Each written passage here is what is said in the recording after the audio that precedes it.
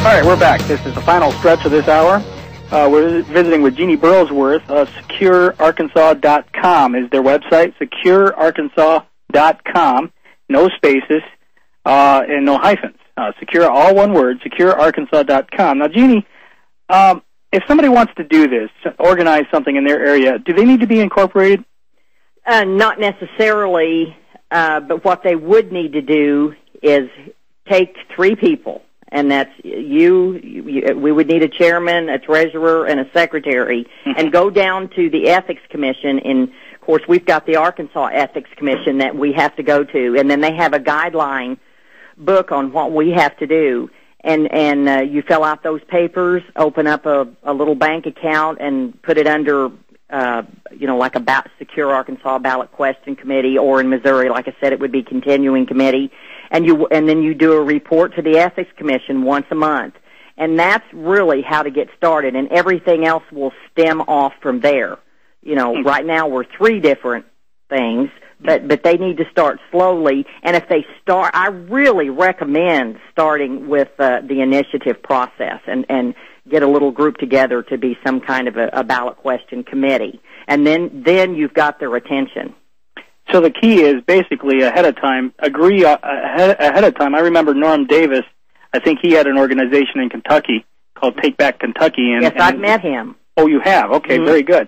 And one of the things that he always recommends to folks is make sure that you agree on the issues that you're going to cover ahead of time. He says because he's actually seen groups break up because of disagreements over the issues, because some people think that something else is important and the rest of the folks don't, and there's disagreements and dissension, and the whole thing ends up falling apart. Well, I'll just have to say this is a do something organization. The people gets involved in all kinds of things, and then they get disappointed because they're really actually doing nothing, and this absolutely affects policy immediately. And it's wonderful because once you get an initiative referendum process going, boy, we could really control I don't know if the people are aware, but the legislators gets introduced about 2,500 bills every session. And so that's why we've got to have the referendum process in place, but it puts people in place, every county, every city. If I had to organize the nation, that would be the way I would do it. I would have every town, then every county, and then every state. Break it down, and you could even break it down in precinct levels when you're getting people elected. But this is what people need to do. Yeah, it's funny because I've talked to lawmakers on the state here in Michigan, and as well as I've actually interviewed some of the a secretary or two from the who actually work at the Capitol, and they say that these lawmakers at the state capitals, they don't know what to do when they get they're just, as many as 5 phone calls on one subject or one piece of legislation. They consider themselves inundated. That's and true. So we really do have a large amount of bang for the buck, don't we?